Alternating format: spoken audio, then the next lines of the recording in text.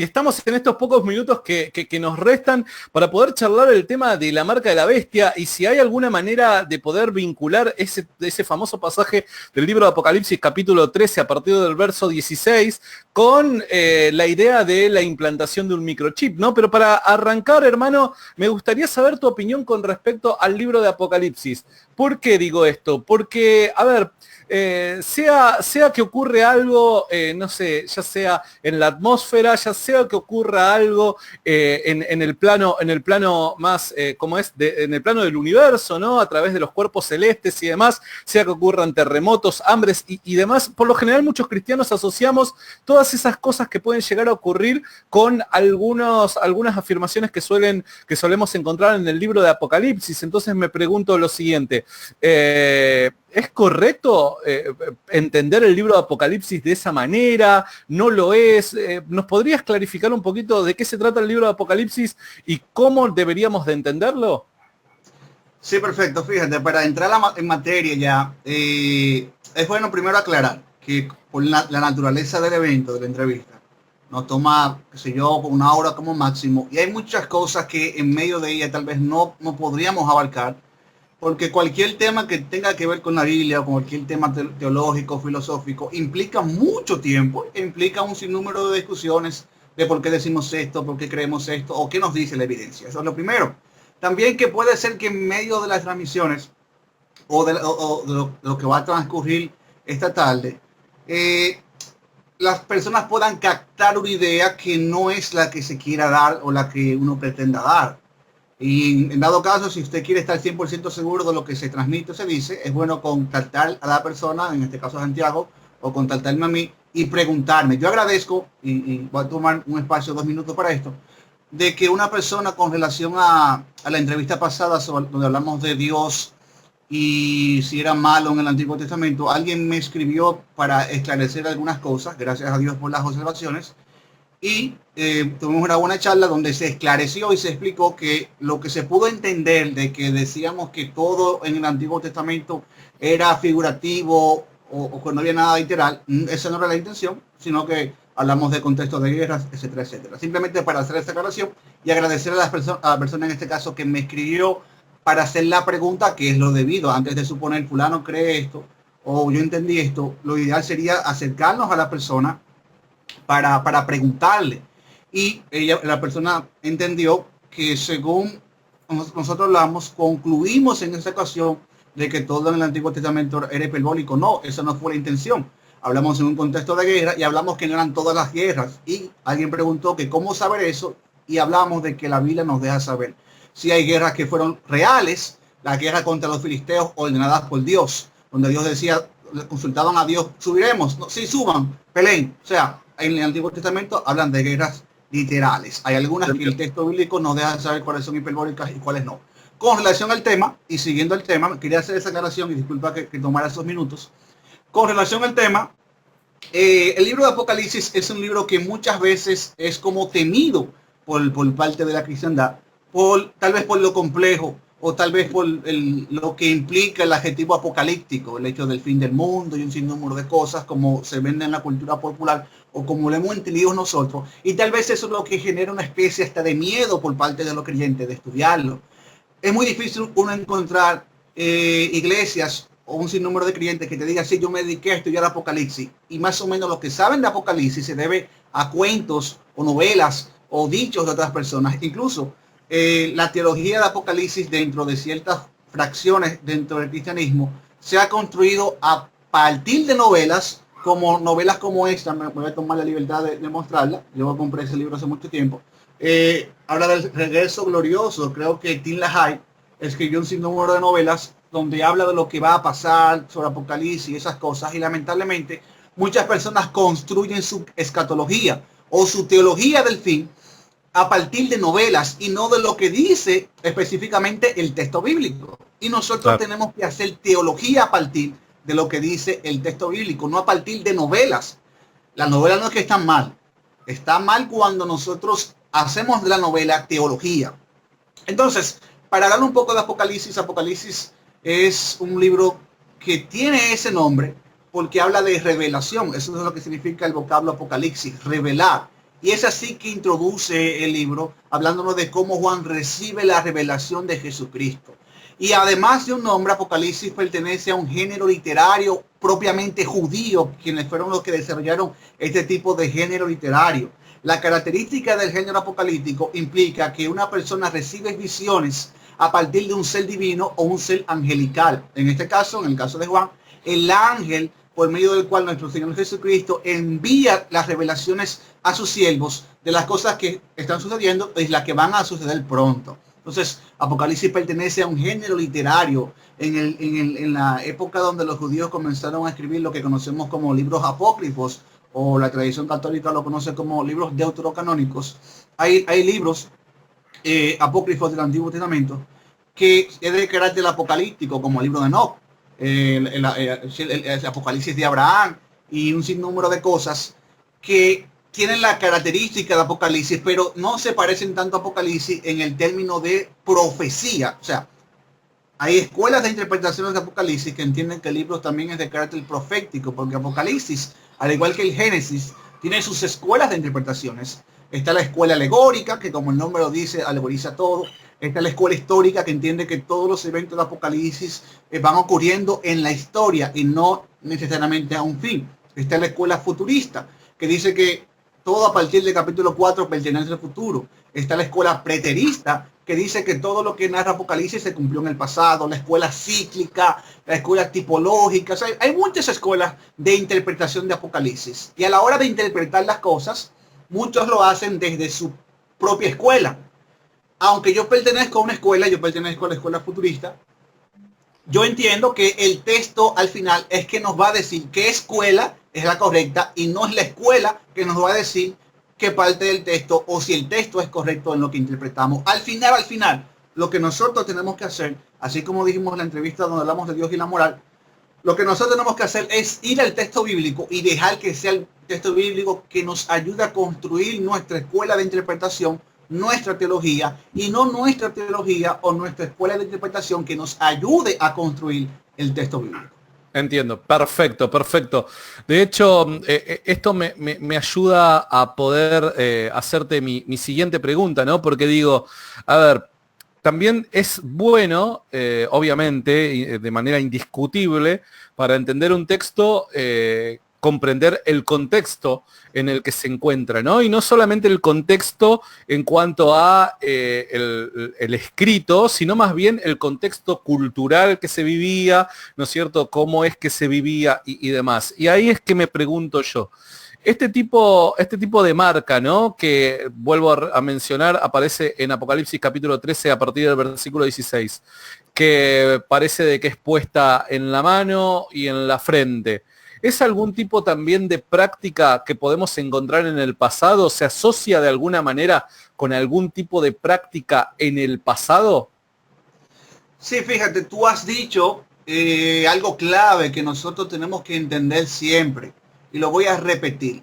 El libro, la Biblia que tenemos aquí, bueno, eso es una de las Biblias, de las tantas Biblias que yo tengo, es un libro milenario, es decir, no es un libro que se escribió en un contexto dominicano para entenderse en un occidente en el siglo XXI. El mensaje central de la Biblia, el Evangelio de Salvación, se entiende, es atemporal, es transcultural, todo. Pero hay elementos que nosotros tenemos que saber que surgen en la cultura. La revelación de Jesucristo se da, la revelación de Dios a través de su palabra se da en una cultura. Y los escritores y los receptores de ese mensaje pertenecen a una cultura. Cuando, por ejemplo, leemos textos en el Antiguo Testamento que hablan que el salmista David hablando que mis riñones te alaban, nosotros podemos entender riñones. Pero ¿por qué los riñones alaban? Bueno, lo que pasa es que ellos entendían que la parte de las emociones estaban en los riñones. Entonces, tenemos que entender que todas las expresiones pertenecen a un contexto cultural. Y nuestra intención o nuestro deber como intérpretes buenos y guiados por el Espíritu de Dios es sacar esa interpretación de su contexto cultural y universalizarla, o sea, hacerla universal a todos nosotros a todos los tiempos, siempre y cuando eso se pueda hacer, porque donde no se puede hacer simplemente no se hace. Entonces, así como tú mencionas, el caso de Apocalipsis, como todos los libros de la Biblia, pertenecen y están en un contexto cultural que nosotros tenemos que entender primero. la época de Juan. Juan estaba en Patmos, estaba preso por causa del Evangelio de Jesucristo. O sea, ya desde el capítulo 1 nos están dando informaciones históricas que pertenecen a un contexto. Y la mayoría de los eruditos han fechado la escritura de Apocalipsis a finales del siglo I, entre el 95 y 96, bajo el imperio de Domiciano, bajo el gobierno de Domiciano, el emperador romano. Entonces Juan está en ese contexto.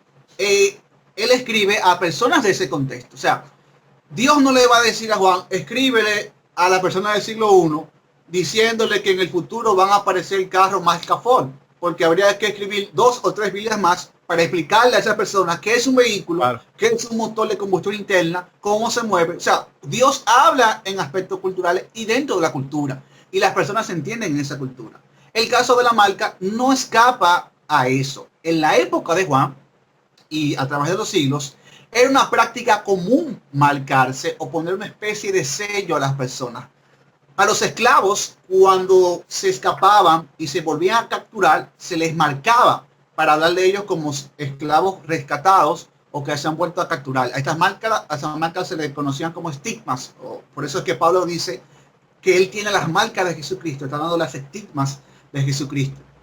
También a los esclavos derrotados se les suele marcar, se les colocaba una marca. Por ejemplo, los samios, cuando capturaban a los soldados derrotados atenienses, los marcaban, le ponían una marca física. Y eso, por ejemplo, Plutarco nos habla de eso, y Herodoto también nos habla de eso. Pero también había una especie de marcas o tatuajes religiosos. También el mismo Herodoto nos habla de eso. Tenemos ese testimonio histórico, donde las personas devotas a su Dios se ponían una marca que los identificaba como adoradores de ese Dios. Era una especie de tatuajes. E incluso la historia nos dice, esa parte histórica la podemos encontrar en el tercer libro de Macabeos. O sea, la mención de Macabeos aquí es simplemente histórica.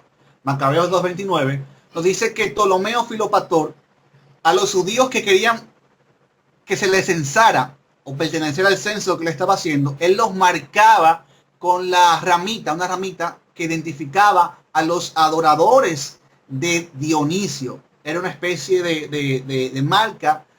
O sea, tú fuiste censado, pero yo te voy a poner la marca que identifica a los adoradores de Dionisio, porque cada dios o cada sistema de deidad tenía su propia marca con el cual se identificaba.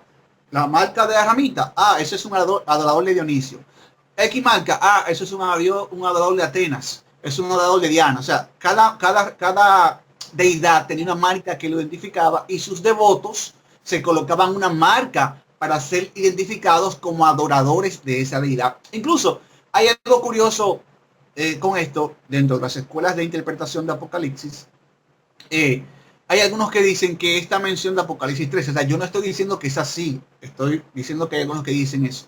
Hay algunos que dicen que esta es una alusión profética a una práctica que vino siglos después, donde a los cristianos se le daba una especie de certificado, una especie de diploma. Mira tu diploma, cuando negaban su fe y aceptaban adorar al emperador.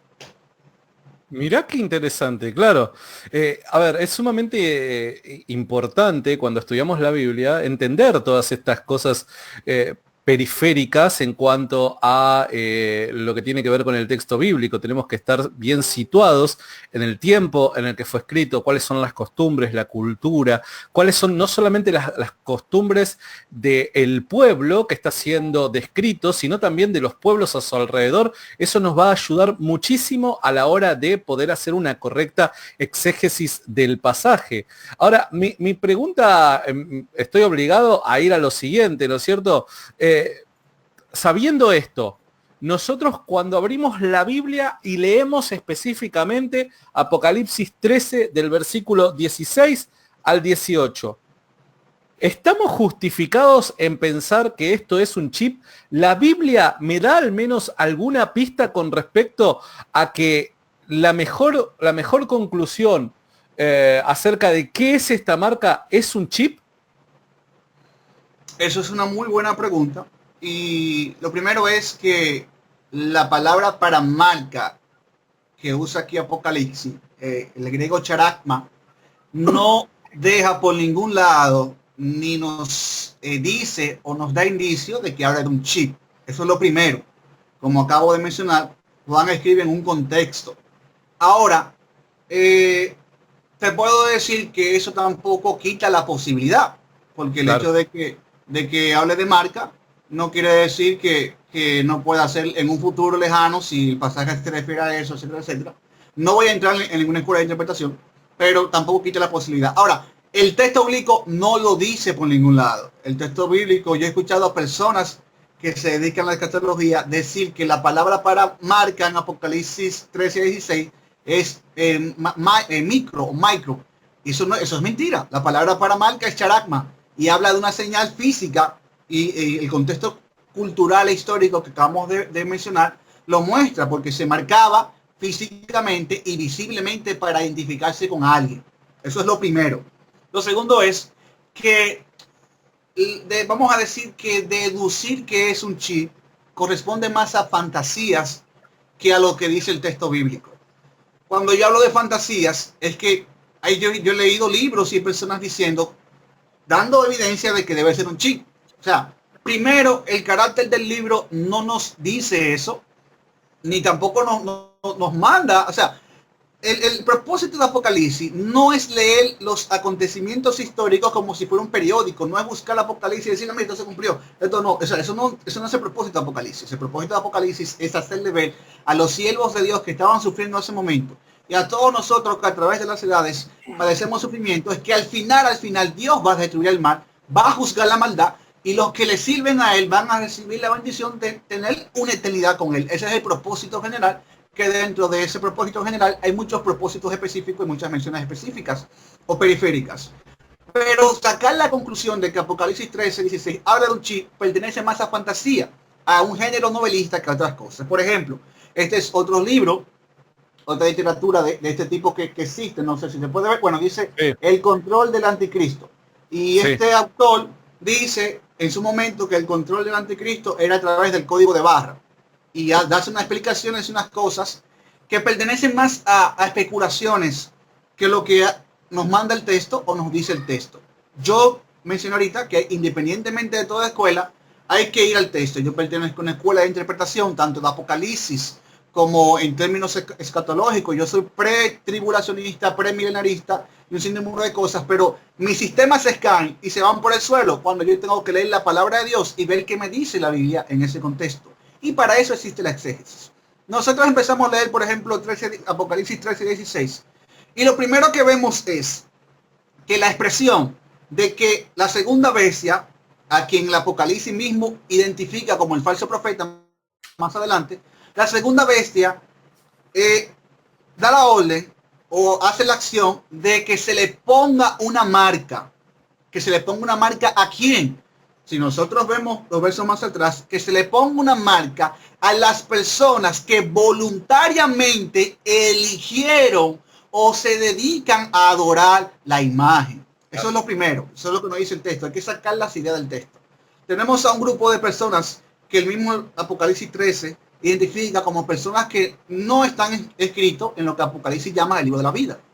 Y esas personas son las que voluntariamente deciden adorar la imagen de la bestia. Y el falso profeta entonces dice, vamos a ponerle una marca a estas personas. O sea, la marca que se le va a poner es el efecto que es originado por una causa. ¿Cuál es la causa? Adoradores voluntarios de la imagen de la bestia. O sea, no es que la marca va a provocar que las personas adoren a la imagen. Es que ya hay personas que adoran a la imagen y eso produce un efecto, la marca. O sea, no podemos perder de enfoque este punto, porque muchos de estos libros fantasiosos lo que hablan es de que este tipo de control del anticristo es para que tú lo adores o te vuelvas adorador. Cuando el texto bíblico, o sea, la Biblia, sin necesidad de irnos al griego, la Biblia en español me dice que hay un grupo de personas que son adoradores voluntarios, no están inscritos en el libro de la vida, y que esa causa provoca el efecto marca. O sea, una causa que provoca el efecto marca. No es la marca una causa que provoca el efecto adoración. Es la adoración la causa que provoca el efecto marca. Ese es el orden bíblico. Lo segundo es, ahora sí vamos a tener que recurrir al griego, es que la expresión de se le ponga una marca, del griego ina dosin autois, no quiere decirles que es algo voluntario. O sea, poner la marca es, oye, ponte la marca, pero está tu opción. ¿Por qué es una opción? Porque si no te la pones, no vas a poder comprar ni vender. O sea, no es que van a andar casa por casa como lo escriben las novelas. O sea, yo estoy contrastando lo que dicen las novelas con lo que dice el texto bíblico. A sinceridad, yo no sé cómo lo van a hacer o cómo va a pasar eso, si es que va a pasar. Cuando hablo así, no estoy diciendo que nada va a pasar, sino que no me quiero ahora mismo identificar con ninguna escuela bíblica, simplemente estoy haciendo exégesis pura del texto. Entonces, el texto nos dice que es una opción, o sea, es voluntariamente póntela, o sea, no es se está forzando a nadie. Ina dosin autois es la expresión griega para se le ponga, o sea, mandó a que se le ponga. Es la acción, es una voz activa del subjuntivo que nos dice que se den a sí mismo, o sea, voluntariamente toma la marca, póntela. Sí, claro, tienes que ponértela si quieres comprar y vender, si quieres participar del sistema económico. Y es justamente esta expresión bíblica lo que nos hace decir a nosotros que esa marca en el libro de Apocalipsis habla de algo físico, vamos a decir tangible. No es algo espiritual, es algo tangible porque está hablando ya de sistemas económicos y de que sin ella no se va a poder comprar y vender. Cuando uno hace la reflexión de este texto o de esta información, es muy difícil tú saber cómo sin algo visible o tangible, algo espiritual, se va a poder saber quién está marcado para poder participar de este sistema económico que describe el libro, independientemente de la época que usted crea. Los preteristas creen que fue en el pasado, los futuristas van a creer que es en el futuro. Pero el texto en sí no nos dice por ningún lado que es un chip. O sea, hay que sacarnos esta idea de la cabeza. Y si usted entiende que es un chip, por lo menos busque buenas razones, no busque razones en novelas como estas o en novelas como la de Tim LaHaye, que se basa más en sensacionalismo que en lo que dice el texto. Ahora, si nosotros, siguiendo la misma línea, somos buenos intérpretes, porque estamos llamados a eso, a entender la Biblia, el mensaje de Dios tal cual nos lo quiso dar. Vamos a suponer, Santiago, ¿me escuchas? Sí, perfectamente. Okay, pensé que me había ido. Vamos a suponer, Santiago, que esta marca es un chip y que es el texto bíblico que nos dice claramente que es un chip. O sea, vamos a hacer esa suposición. Si esto es un chip, entonces todas las marcas que aparecen en Apocalipsis tienen que ser un chip. O sea, porque no hay nada, haciendo exégesis del texto, no hay nada que nos diga, no, que nos haga discriminar una marca de otra. O sea, no hay algo objetivo que nos diga, esta marca es un chip, pero esta marca no, esta marca espiritual. No, no hay nada que nos diga eso. Entonces, si esta marca es un chip, entonces la marca que el Señor le pone a sus siervos en Apocalipsis 7.3 también debe ser un chip. Y la marca que el Señor le pone a sus siervos, nuevamente en Apocalipsis 9.4, para impedir que las plagas los afecten, también debe ser un chip. Entonces, si decimos que este es un chip, todas las marcas que aparecen en Apocalipsis deben ser chip. Y eso es un error, porque haciendo exégesis pura, sin prejuicios, porque todos tenemos prejuicios, pero dejando que el texto no hable, no hay una forma objetiva para discriminar una marca espiritual en el texto de una marca de un chip en otras partes. O sea, si aceptamos, no hay forma de hacerlo, pero si aceptamos que el texto bíblico nos dice que la marca es un chip, todas las marcas que hablan, aún la del pueblo de Dios, deben ser un chip. ¿Por qué hay dos marcas? Las marcas de los siervos de Dios y la marca de los que sirven al dragón, a su bestia y a su falso profeta. Porque Apocalipsis nos está enseñando que hay una batalla entre los que pertenecen al bien y los que pertenecen al mal. Por eso es que tú ves la presentación de Dios y ves la presentación en Apocalipsis 2 y 13 de lo que se ha llamado en teología, específicamente en escatología, como una trinidad satánica, donde tenemos al dragón, tenemos a la primera bestia y tenemos a la segunda bestia. Y esta trinidad satánica imita al bien, en este caso Dios, la Trinidad de Dios, Trinidad, imita todo lo que hace. Por eso tiene su pueblo y por eso ellos tienen su pueblo. Dios marca a los suyos, por eso ellos marcan a los suyos. O sea, es como una especie de imitación. Pero el punto es de que si por alguna razón decimos que esto es un chip, hay que también afirmar que todas las otras marcas que Dios usa en Apocalipsis para su pueblo, para identificarlo, deben ser un chip. Grandioso, genial. Para toda la gente que está conectada, primero les envío un saludo enorme. Segundo, recuerden de que este video va a estar subido en nuestro canal de YouTube. Así que no dejen de pasar por YouTube. De paso se suscriben a nuestro canal Rincón Apologético y ahí van a poder ver dentro de muy poquito esta charla que estoy teniendo con Carlos, completita, para que luego puedan tomar nota, tomándose el tiempo de poner pausas y demás. Carlos, a ver, imagino también que, supongamos lo siguiente. Supongamos un escenario hipotético en donde, porque recién hiciste mención a algo, ¿no? Hiciste mención al código de barras, hiciste mención, y esto me parece sumamente importante, ¿no? Porque también millares de libros se han escrito con respecto a dónde apuntaba el apóstol Juan cuando hizo mención al famoso 666, ¿no? Y parece una cosa estar muy relacionada con la otra, ¿no? Parece que la marca necesariamente depende del número de la bestia. Ahora, ¿qué pasaría si el número de la bestia en manuscritos antiguos, ¿no es cierto?, fuera otro número, no el 666? Muchas de las interpretaciones que tenemos al presente con respecto a cuál es el significado del 666 y asociarlo con un chip o asociarlo con un código de barra o asociar lo mismo con un tipo de marca física como pensamos que va a ser la marca de la bestia, o se piensa que va a ser la marca de la bestia, se desmoronaría todo, ¿no? Sí. Fíjate, a través de la historia, la iglesia ha cometido muchos errores. Y uno de los errores es, como ya mencioné, es leer el Apocalipsis o leer la profecía del fin como si fuera un periódico. O sea, vamos a ver lo que se está cumpliendo. Ah, se cumple, sí, está pasando. No, se cumple, no está pasando. Entonces, perdón, eso es un error. Nosotros no fuimos llamados a eso. O sea, nosotros no fuimos llamados a leer las profecías como si fuera un periódico para esto y aquello. No. Y muchos de esos errores de lo que podemos ver en la historia ha sido la identificación. Por ejemplo, en este caso de la marca de la bestia, pero también la identificación del anticristo. A través de la historia del cristianismo se han identificado miles de anticristos. Mismo Lutero pensó que el Papa era anticristo. En el siglo pasado pensaban que Hitler era el anticristo. O sea, son errores. O sea, todos se han equivocado. ¿Por qué? Porque que la Biblia no nos manda a eso, y el carácter y la esencia del libro de Apocalipsis no fue para que nosotros nos sentemos a ver quién será el anticristo y quién no será el anticristo. Estas cosas que se han de saber es para darnos a nosotros la garantía de que al final Dios tiene el control de todo y Dios va a destruir todos los sistemas del mundo malvados contrarios a él, y al final la victoria va a ser de él porque él es Dios todopoderoso. Y asimismo ha sido con la marca de la bestia, que se identificaba con el código de barra y un sinnúmero de cosas. Pero el asunto peculiar del 666 o el 666, vamos a decir, el número temido por los cristianos, que donde quiera que no lo pueden ver, un sinnúmero de cosas que yo he leído que me asombran.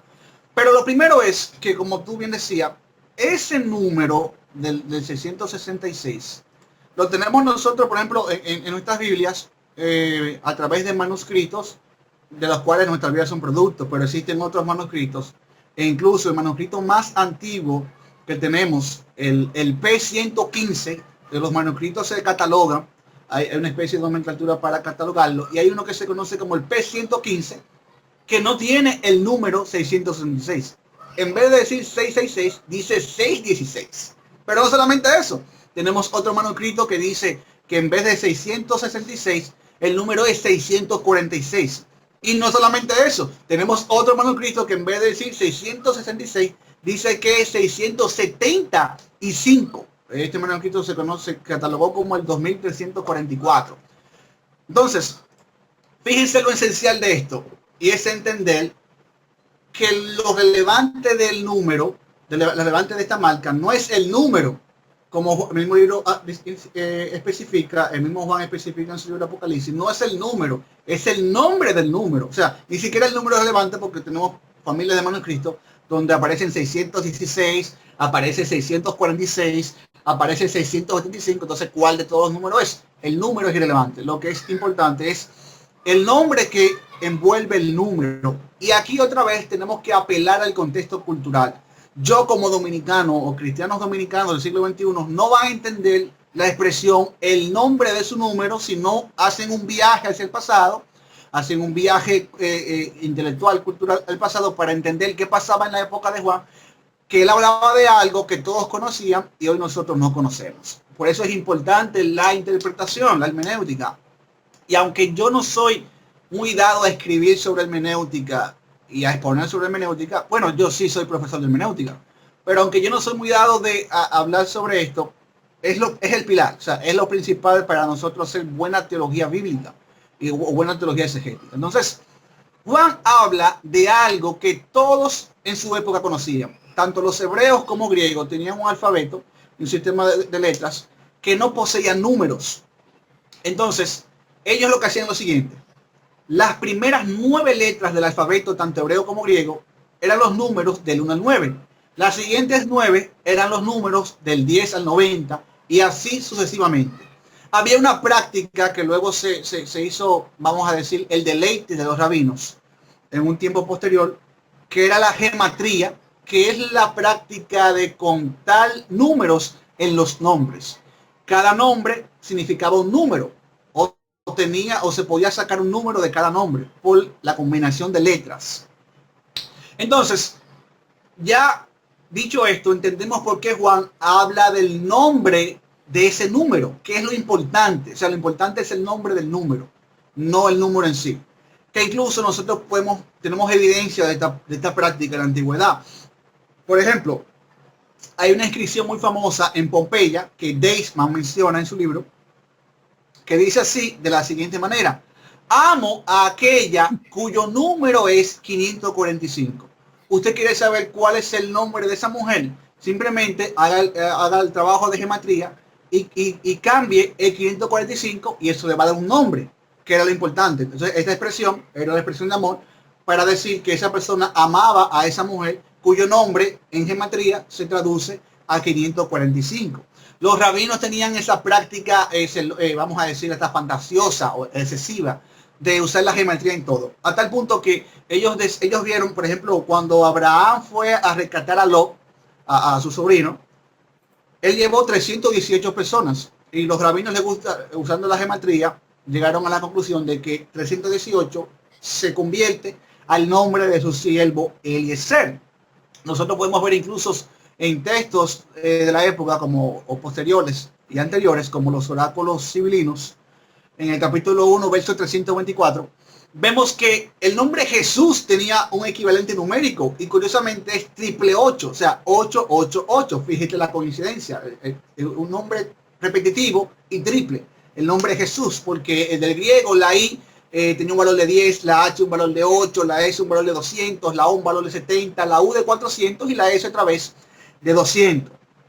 Pero cuando Juan habla de el significado del nombre, o sea, este número trae un nombre, ya sabemos a qué se refiere y por qué lo hace. Y por qué ahora, a través de la historia, se ha tratado de indagar cuál es el significado de este número, cuál es el nombre, de quién es que habla. Y también se han dado muchas propuestas, independientemente de cuál usted acepta o cuál no, se han dado muchas propuestas. Por ejemplo, el primer trabajo de comentarista o exégesis en este capítulo o en estos versos lo tenemos de Ireneo. Ireneo, en su libro Contra la herejía, en el capítulo 5, verso 30, trata de identificar el nombre que da este número. Y él habla en una ocasión de alguien llamado Eunatas, que nadie hasta la fecha sabe de quién es. En otro lado habla de Lateinos, que especificando el Imperio Romano. En otro lado habla de Teitan, que especifica los titanes que en la mitología griega se rebelaban contra los dioses. Y asimismo, a través de la historia tenemos muchas personas que han tratado de buscar el significado o el nombre que envuelve ese número a través de la práctica de gematría. Como yo le decía, Juan le hablaba a personas que sabían lo que estaba mencionando. Y cuando Juan hablaba del significado, el nombre del número, su audiencia original en la época sabía lo que estaba hablando, de que en el número estaba un nombre. Entonces, podemos, por ejemplo, la interpretación más fácil, más mencionada en estos temas, es la interpretación de que el 666 habla de Nerón César, o sea, se refiere a Nerón. Y los que se adjudican a la escuela de interpretación preterista lo prefieren así porque ellos están diciendo que Apocalipsis habla de eventos pasados y que la bestia el nombre de la bestia es Nerón, porque Nerón, al cambiar el nombre de griego al hebreo, el número es 666. Ahora, lo que no dicen ellos es que para que de este número hay que hacer muchos artilugios que no serían correctos. O sea, sí. ¿Por qué primero Juan escribe en griego koiné, a personas que entendían el griego koiné? O sea, personas, en el texto no hay ningún indicio de que te diga a ti, mira, el nombre griego, tómalo y cambia al hebreo y ahí tú vas a tener el número. No hay ningún indicio en el texto de que se haga este artilugio. Y tampoco se entendería por qué Juan propondría hacer este artilugio a una audiencia que ni siquiera, muchos de ellos no sabían hebreo ni nada por el estilo. Entonces, la interpretación más aceptada, entre comillas, es que habla de Nerón César, porque cuando se cambia el nombre Nerón al griego, del griego al hebreo, y a ese nombre en hebreo se le hace la práctica de gematría, el nombre da 666. E incluso esta explicación se acepta como base porque, o más factible, porque justifica aún el 616.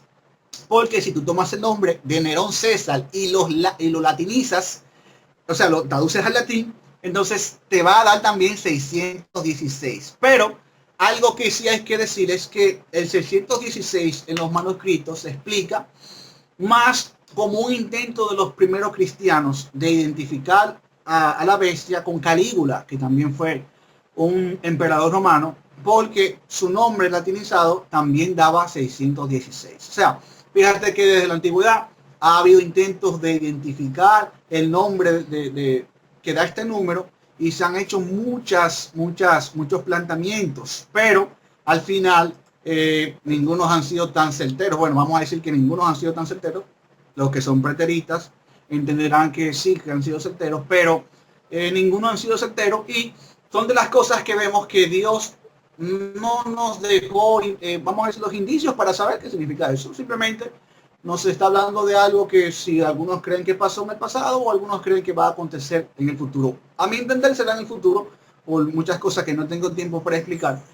Pero con el asunto de identificar a través de la historia, vemos que desde los principios hasta hoy, la iglesia ha cometido muchos errores de querer identificar sus contemporáneos con los elementos apocalípticos. O sea, no estamos llamados a eso. No hay ningún indicio en el texto que nos diga que tenemos que dedicarnos a eso, y creo que la práctica es más por morbo o por pertenecer a cierta tendencia actual que a una buena práctica escatológica o una buena práctica exegética.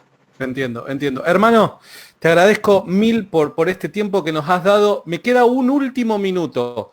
En un minuto, ¿yo te puedo pedir que me des tu opinión con respecto a esto?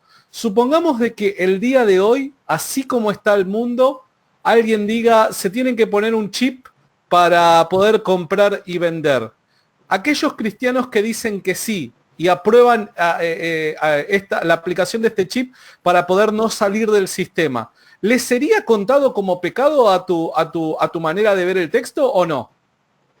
De la única forma en que eso le sería contado como pecado es que la condición para implantarse un chip sea negar a Jesucristo. O sea, más de ahí no hay forma de contarse como pecado. Porque primero, ahí ahora sí voy a hacer mención a las escuelas de interpretación. Si es preterista, no tiene que tener problema.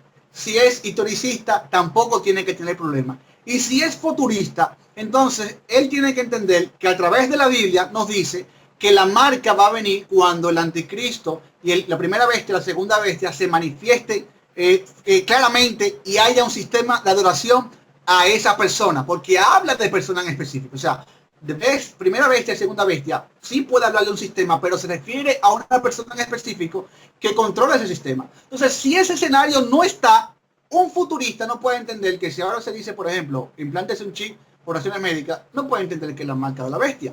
Porque no es el orden bíblico, ni es lo que nos enseña el texto bíblico en Apocalipsis. Perfecto. Hermano, decime antes de que finalicemos, cómo la gente que te está viendo y quiere seguir tu trabajo lo puede hacer. Bien, para las personas que quieren seguir más de los aportes que el Señor me ha permitido hacer al cristianismo en español, Latinoamérica, a la hispana, Pueden hacerlo pueden buscarme en Facebook a través del ministerio El Poder de su Palabra. Pueden buscarme a través de ese espacio. También pueden buscarme en la web, en la página elpoderdesusupalabra.com, y ahí pueden encontrar todos los aportes que el Señor me ha permitido hacer al cristianismo, todas las cosas que escribo y mucho más. Gracias, mi hermano, te mando un abrazo enorme y siempre es un gusto poder hablar con vos.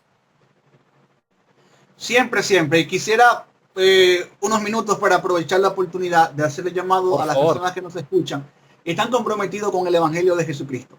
La mala escatología no es el Evangelio. O sea, el Evangelio no es ve a Mateo 24, ve a Apocalipsis, identifica las noticias actuales y predica sobre eso. El mensaje del Evangelio no es, mira, esto se cumplió. El mensaje del Evangelio es que Jesucristo murió para que nosotros seamos liberados de la condenación eterna del pecado.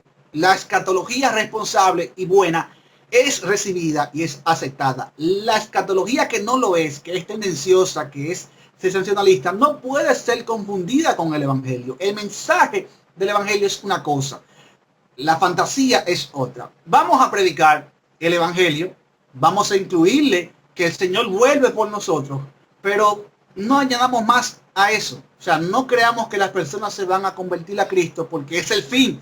No, las personas que no se vuelvan a Cristo porque no haya entendido que Dios lo amó y lo demostró a través del sacrificio de Jesucristo en la cruz, nunca lo va a amar por más fin que le prediquemos y por mal fin que digamos que estemos atravesando. Así que esa es una exhortación final que quería hacer, dado la naturaleza del tema, con respecto a la prédica del Evangelio y el llamado a nosotros de predicar, sí que el Señor viene, pero de forma responsable, no de forma amarillista o propagandista, como muchas veces se suele hacer cada vez que hay una pandemia, que hay un terremoto, que hay una enfermedad.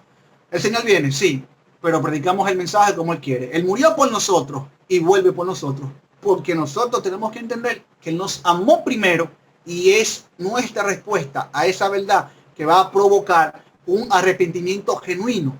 Solamente eso. Te mando un abrazo enorme y la verdad un gran cierre. Te quiero mucho, mi hermano. Igual, mi hermano, Dios te bendiga y gracias por la oportunidad. Nos vemos. Chau, chau.